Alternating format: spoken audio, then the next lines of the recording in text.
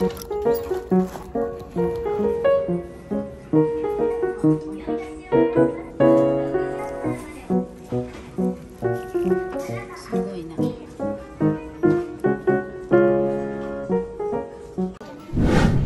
morning! So, nandito ulit tayo ngayon sa Ukay at samahan niyo ako hanggang dulo. So, first time ko sa lugar na to. Sabi ng anak ko may bagong bukas daw na Ukay-Ukay store dito sa malapit sa bahay niya. Ay, natuwa naman ako. Hindi halatang supportive pala sa pagbablog ko. Kaya, let's go guys, samahan niyo ako hanggang dulo. Diba nakakatuwa naman? Akala ko walang pakialam sa akin.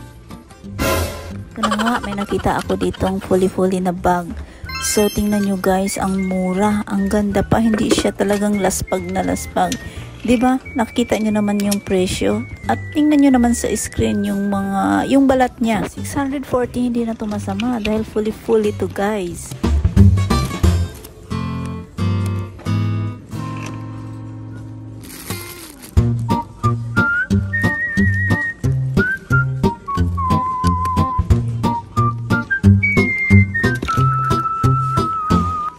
May nakita akong coach dito. Tingnan mo naman yung style guys. Ang ganda rin. So, kaso lang, ito na nga. Kaya pala mura yung watermark. Nakita nyo? Yun ang problema. Pero, kung bibilihin mo to sa halagang 1,000 mahigit lang, maganda na talaga to guys. Pati yung chin naman niya guys, talagang pasok na pasok. Wala siyang watermark, malinis. Kasi lang yung sa puwet na nga. Pero kung bibilihin mo to, hindi na siya lugi. Maganda talaga. Tama lang din yung laki. Feeling ko ha. So, ito naman, may napansin ko na naman itong long cham na to. Tingnan mo naman, murang-mura, diba?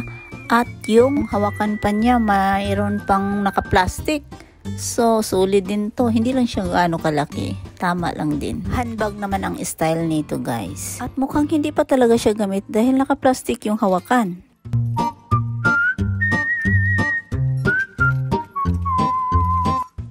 At ito naman yung coach. Ang ganda din nito, oh. Simple.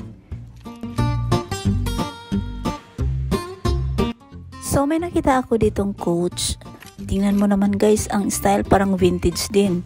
So, binuksan ko siya at ang ganda sa loob. Ang linis pa. Ayan, nakita nyo guys. Ang ganda, di ba malinis? Walang bakas na dumi sa loob. Tingnan nyo naman. Made in Japan talagang ukay-ukay. Solid.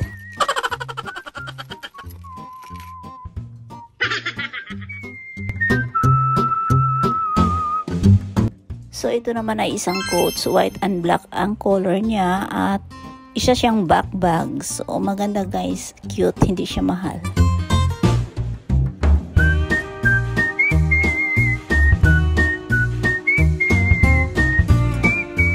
So guys, napansin ko may nakita ako ditong Hermes. Nagulat ako ba't nandito. Kaya pag mga ganitong brand, hindi mo talaga siya basta-basta mahawakan. Ano bang tawag dito? Pouch ba? Or ano? Basta hindi ko alam guys, kaya na humusga. Sa kulay pa lang mapapansin mo siya talaga pag naglalakad ka. So ito na nga. Plinastar ko na yung camera ko sa harap at binuksan ko sa loob. At hirap talaga mag-video guys. Tingnan mo, may naka-ano pa dito, naka-usling. Ano ba to?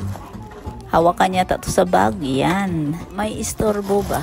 So, ito, binuksan ko siya guys. At malinis din sa loob, pero hindi siya gaano rin kamahalan. So, nandun na sa screen yung presyo.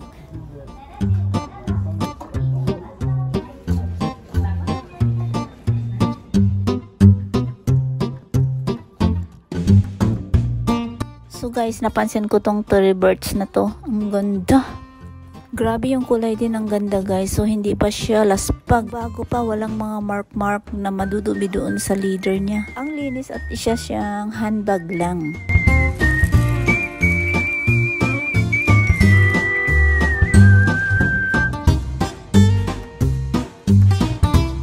So, tingnan mo yung hawakan. Ang ganda. Pati yung kulay. At ang linis pa. At walang bakas na dumi. So, guys. So, dito na naman ako. Tingnan mo. Nakakuha pa ako ng pang thumbnail. So,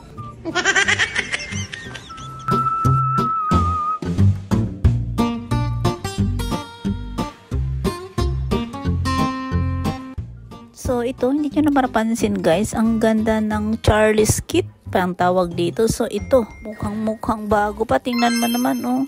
Kumikintab. Wala siyang gas-gas. Kahit isang guhit. Tama lang din yung laki. Lalo, may pang ano pa siya. Ikaw na bahala mag-adjust dito sa shoulder bag na to. Oh, tingnan mo, ang ganda.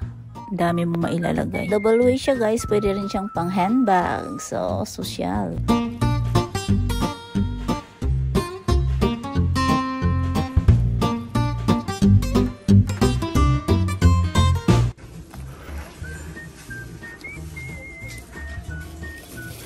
Ganda ng coach. Oh. Nani so na sugoy umutay. So, ito isa namang coats, pero yan ang presyo guys. Pero ang ganda ng kulay talaga. Pero napansin ko lang medyo mabigat. At doon sa loob naman, ang linis. So, parang bago pa to. Solid din to guys. Ang ganda. Tama din yung laki. Pwede siyang pang handbag at pang body bag. Mayroon siyang pang shoulder. Tingnan mo, ang haba din. Ikaw na bahala mag-adjust.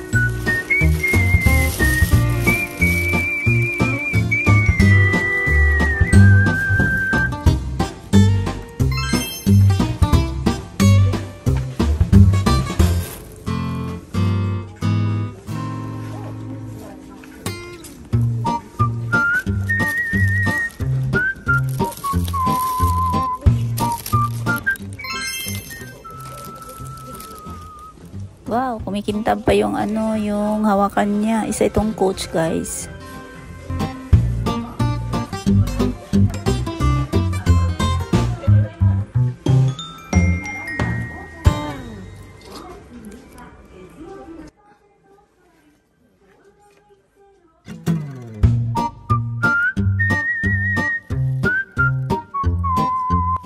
So, ito naman ang isang Kate Spade. Ganda din ang kulay nito. Hindi rin siya gaano kamahalan at mukhang bago pa. So, isa lang siyang handbag guys. So, medyo mahaba lang yung hawakan para komportable sa shoulder. So, mukhang bagong-bago pa. Walang bakas na guhit or any dumi sa leather na to.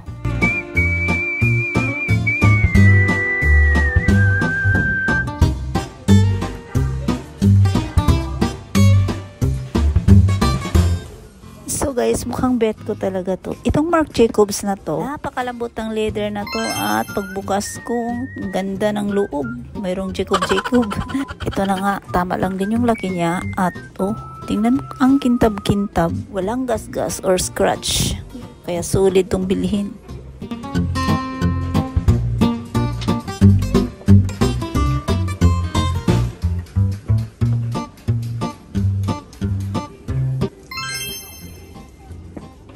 So, itong part na to, dito na tayo sa nakakahon. Or nakalagay sa salamin, guys. So, ilalagay ko yung presyo sa screen at kayo na ang bahalang humusga. Ang gaganda pa rin naman talaga. So, tingnan natin, guys. So, itong mga brand na to, alam mo naman mga brand dito, mga famous to, kaya nandito sa salamin. Dahil medyo pricey. Mga luxury ba kung baga.